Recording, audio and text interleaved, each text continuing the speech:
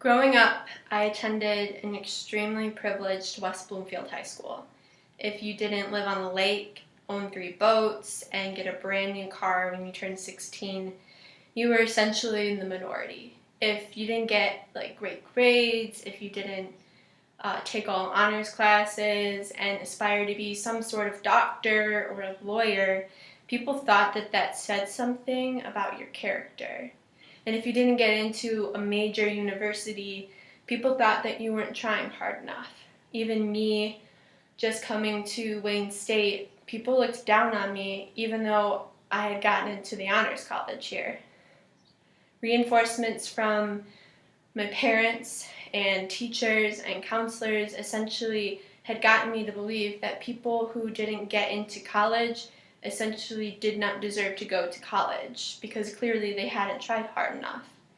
My worldview at this point was very small. I'd been surrounded by one type of person my whole life, who was the extremely privileged, upper-class individual who only sees success in money and a title.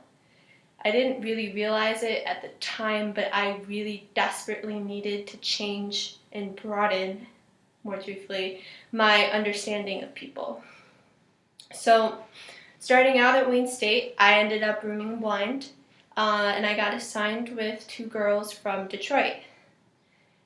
Starting out, the cultural differences between us far outweighed any similarities that we had, and at the time, it was by far the most intimidating situation that I had ever been in. But after a while, I found myself getting to know one girl in particular really well, and her name was BB.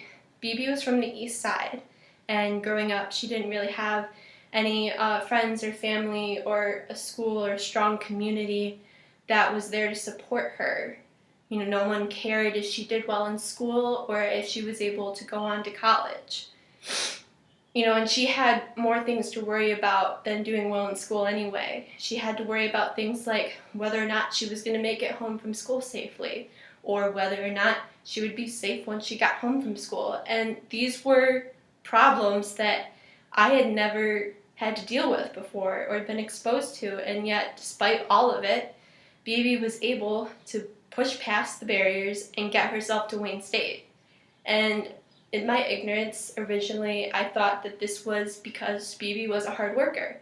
And Bibi is a hard worker. In the first week of school, she had already started working with a tutor. She saw her a couple of times a week. She studied more than she socialized.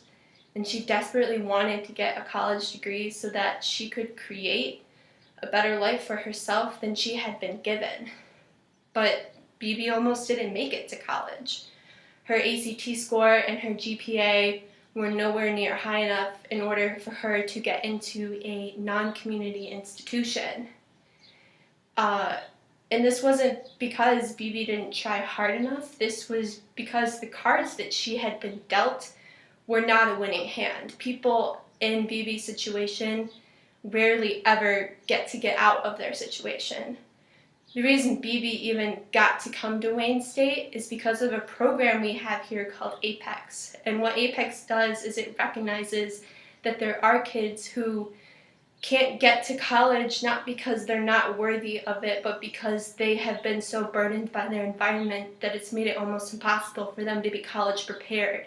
And they take those kids and they give them a second chance to prove that they can be full-time students here at Wayne State.